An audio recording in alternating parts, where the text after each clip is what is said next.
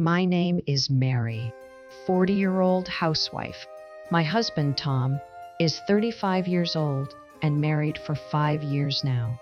We have been living happily, just the two of us. My mother died very early, and since father has raised me as a single fat, he was a full-time worker. I was worried about my father being alone if I got married. Even though I was dating someone, it was still difficult to make the decision of getting married. So every time I hesitated about getting married, he would think that I was on the internet. It was then that I met my current husband, Tom. My husband, Tom, understood that I about my father and even said that wanted to, we could live with our fae. We got married. That was the deciding factor in my to marry Tom. My father was very happy that I was getting married to Tom. I am very happy for you, Mary. I am sure that your mother is happy too. Don't worry about me. Mary, just think about being happy. Tom, please take care of my precious well. Please make her happy for all the hardship she had to endure since I was a single father. Although my father had never mentioned it before, he was worried that his daughter being turned down for marriage because she had been raised by a single parent, that she was unable to marry because she was concerned for him. My father worked as a company employee and also managed real estates. For our wedding gift from my father, new house where we lived happily. 2 years ago, my dad retired at age 6. After he retired from work, my father became less energetic and grew old. So I started calling my father's house at a certain time every day and visited home quite frequently to check on him. When my husband's department at work, he started to work more overtime. Started visiting my father's house frequently. One day, when I couldn't reach my father, I called him at the usual time. I was very concerned and decided to go check on him. When I went there, I found my father collapsed in the bathroom. I immediately called an ambulance. Father did not regain consciousness after being rushed to the hospital. After being tested, he was diagnosed with a cerebral hemorrhage, and we decided to hospitalize him. I went to visit him every day, but passed away without waking up and reconsciousness. I arranged his funeral and other, for even though it was very hard and sad to see my father off. The wake and the funeral were held for family members only, but relatives who were not included in the will swarmed us like hyenas, saying that they had been promised a share of the assets, which made this situation very difficult for me. However, since my husband had left a solid will in my name, I inherited all of his estate, including savings and real estate. This will make my heart filled with my father, even after his death. At the time, I had no idea that things would get harder than this. My husband's family are relatively sensible people, but there is one relative, my sister-in-law, Jane, who is quite sloppy with her finances. Hey, Mary. I heard you inherited a lot from your grandmother, didn't you? Even though we're in-laws, we're still sisters. So please help me out here. I actually need some help. Jane had been in debt for some time, even before her father's death. Every time she comes to me for money, I have been rejecting her requests, but lately she has become more persistent. So I am starting to feel uncomfortable about this. Then one day, I received an invitation that was addressed to me. The invitation letter was about the high school reunion. When I was contemplating about ours Vive reunion, that's when Tom approached me. Honey, why such a stern face? I have a reunion coming up, but my father just passed away and really feel like going to it. You should go to change your mood. I know you're very sad, but your fat will be happy if you keep on just moping. That is true. Since Tom recommended, I have decided to attend the reunion. Then the day of reunion came. I was enjoying conversation with my school friends I hadn't seen in a long time, when I went to get a new drink, and one of my old classmates approached. Hey, Mary. Time no see. Yes, we have met. Don't you recognize me? I'm Josh, your old classmate. Even when he told me his name, I still couldn't remember him, but he seems to definitely remember me. Why don't we catch up? When I didn't know what to do, Mary going on. Did you get my Coke? Jessica Quest. Thanks to her, I said. Sorry, my friend is waiting on me, so I should go. And I was able to leave him behind. When I returned, Jessica looked worried. Hey, Mary, is everything okay? We were just talking a little. He said his name was Josh, but I don't recognize that name. Do you know him? Yes, he's that preppy guy who was captain of our basketball team. He was the heartthrob who was very charming and was good looking. Oh, yes. Since he changed his hairstyle and have anything in common back then, notice him. You better watch out of him. He is still known to be fooling around with his friends. Since he has been checking you out, maybe he caught your attention. No way! I am married now, and I don't look for any type of fooling around. Even though I scoffed off what Jess, telling me Josh kept on trying to me. So every time Josh would get close, try to talk and look busy with others. But when the reunion was about to end, he had the chance to talk to me. Mary, are you trying to avoid me?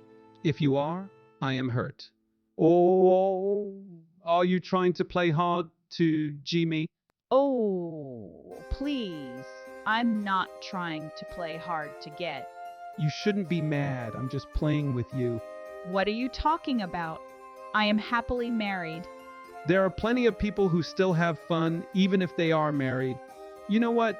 To tell you the truth, actually liked you for a very long, Mary. Since we have so much to catch up on, why don't we have a drink after this? If you want to drink, why don't you come after party with everyone for it? I was able to cut him off and catch return home. I thought I would never see such an outrageous situation again, but more awaited me after this. The next day, while I was working at my part-time job, a man who had been there before entered the diner. I got a glass of water to wait for realizing it was Josh who had come. What are you doing here? Wow, what a coincidence. I am very lucky to see you here, Mary. Are you kidding me? Who did you find out from that I was here? First, can you just get my order? I would like to have 1 cup of coffee. I reluctantly took the order and served his coffee. After finishing this coffee, It says I can have seconds for free. Let me enjoy my time here. After drinking and finishing his 3rd beer while talking to me, he finally decided to pay. I was very relieved when he finally left, but Josh didn't take the hint that I gave him. I like this place. I will come to coffee here more often now. After he said this, he left the diner. Since I was just a part-time worker at the diner, I couldn't ban him from coming in, and from that day, he started coming to the diner every day. I talked to my boss about it, but he was just talking to me and wasn't in any trouble. He couldn't do anything about it. I wanted to tell Tom about it too, but he has been very busy with work that couldn't tell him about Josh. Some days later, I had a day off from my time job. Since I didn't have to see Josh's face because of my day off, I was very happy when I returned from my shopping, very shocked. Mary, welcome back. You were gone a long time. Josh was in front of my house. how did you find out where I live? Because we are soulmates, I know who you are. Stop freaking me out and please leave. You are cold-hearted. You should choose me instead of who is always not at home because won the time. I will and can give you good times. As he said that, Josh hugged me from behind. A chill ran down my spine, and I couldn't take any more of this from Josh. I found myself pushing Josh away. Then, a few days later, on a rare occasion, when Tom was my sister-in-law, Jane came to visit. Tom said we need to talk and had serious face with Jane besides him. I had the feeling that you were acting weird after that reunion, and now I see that you're seeing someone else. What are you talking about? We have evidence. Jane put an envelope upside down in front of me. Then from the envelope, tons of Fo and Josh pictured together fell. The pictures of us together at the end, the pictures of us together at, and also the picture of Josh hugging in front of my house. Only by looking at the pictures, it seems like I had an affair with Josie. See, this is the evidence. I am getting divorced with you.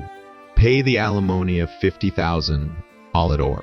Tom and Jane were smiling as they sat down, making it clear that they had something up their sleeves to try and get me to agree to a divorce. I pretended to know nothing about it, trying to frame me, and decided to die Tom. Fine. As you say that you have evidence, get a divorce. You can rest assured that alimony and property division will be taken care of. Tommy words, Tom and Jane looked at other smiling. I have no intention of letting them the hook so easily. From here on, they will pay for what they have done to me. What I inherited from my father, one subject to property division. What? Tom and Jane was stunned when it was Tom who came to his senses. Why not? You're supposed to split all the money after marriage equally? That's right.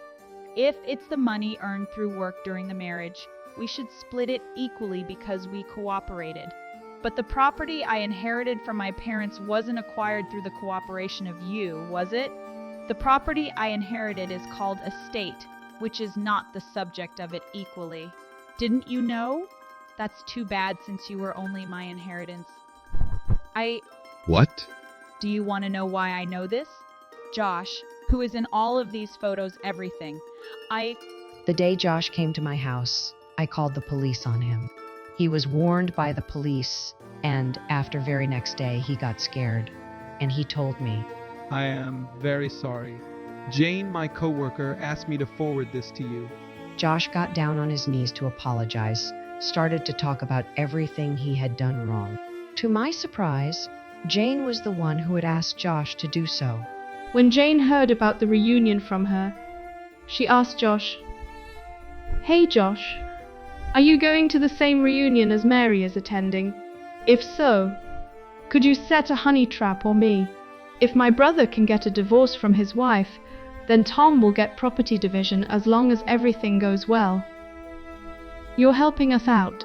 By promising her share, Jane was sure that she would get a divorce. Because Josh wanted some money, he flirted with me and Jane, tried to take pictures of that. That's how they got the fake IDs and tried to get money out. Hold on. I told Josh to flirt with you. Where's the evidence of that? You are the one who is making up Eve, aren't you? Jane denied everything. Oh, I have evidence. Look at this. Then I showed my screen of my smart. I also have the screenshot of Tom Jane's conversation on WhatsApp. The conversation included such as, I was very surprised. I didn't expect to bump into you at the Holiday Inn. Me too. Please don't tell Mary about this. Of course. You too, please don't tell Brad about you saw me with. Sure. By the way, the woman you were with, Pretty, tell me how you met her. She's from my department and I work with her. I met her at my work. We're together every day and I can happier. You are with her every day. How can you be so blatantly cheating and not get caught? If I tell her that I am working over, Mary won't ask me anymore. And since her father is so strict, she's always at her father's house. Since her father passed away, she's been moping around the house and I can't get her to do anything. Hey, haha! Are you talking about her behind her back as well? Actually, I'm thinking about divorcing her and getting remarried. I see. Hey, I have a good idea. Why don't we frame Mary to cheat on? Put a honey trap on her.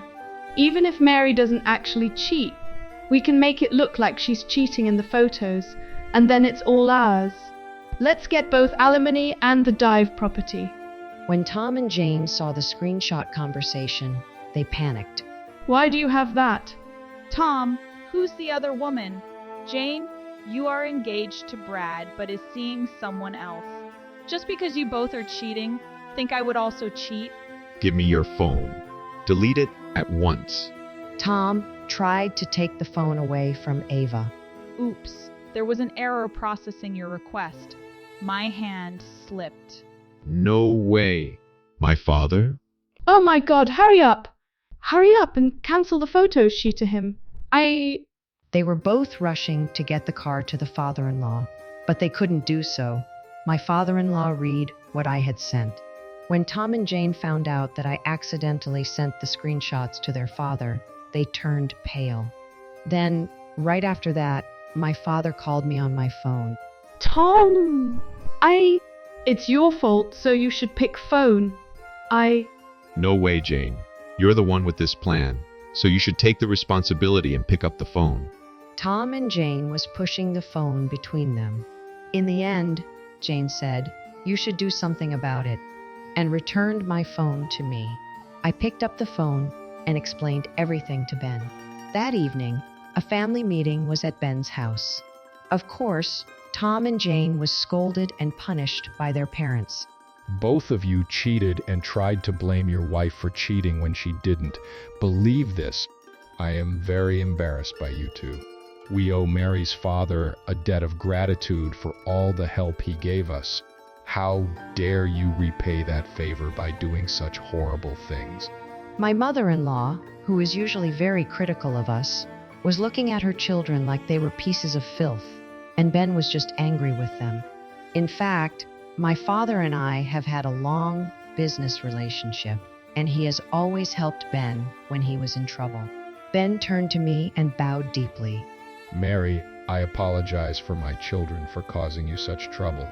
I have no words to express how sorry. Since Ben urged me into it, I decided a claim for alimony to Jane, Tom. However, although we were still divorced and paying alimony, my ex-husband packed up and left and was unable to be reached by phone. When I asked my in-laws about the whereabouts of Tom, they didn't know where he was.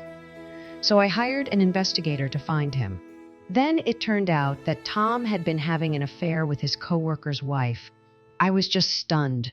So I decided to send the photos of me having an affair with the coworker to my boss at workplace and also demanded Tom for alimony. This made Tom and his mistress poorer, and my husband went away to a department which was for outcasts. Since the mistress was a temp worker, she got laid off quickly. The company who sponsored her as a temp worker was reported of this also. While Tom was being investigated for seeing Jane, he was also found to be seeing another woman. I told this to Brad, Jane's fiancé, family, so they filed her for her unfaithfulness. Of course, Brad and Jane is not engaged anymore. Brad requested for alimony from Jane. After that, Tom and Jane were so disappointed that they cried to their parents for help, but they refused to help them and disowned them. When Tom and Jane tried to fix their relationship, they didn't expect it would take such a turn for the worse. And thanks to my lawyer, I was able to finalize my divorce. While I felt that it was finally time for Avji to realize that since my father had passed away, I was now alone. I thought I would be lonely, but the friends who knew about what was going on encouraged me. And thanks to my in-laws who cared and took care of me. Every once in a while, my ex-husband would call and say you were and are still the love of my life. Let's get back together. He would say such nonsense to get back at me or to borrow money from me, so I don't answer his calls. Every time he would message me, I screenshot of the messages to Ben. Then Ben will scold and punish Tom. I don't think Tom hasn't learned. Maybe Tom doesn't even have the brain to learn. Since then, Josh hasn't shown up to any more events, and since then, I have been a full-time worker. From now on, I will work harder than ever while managing the assets that my father left me.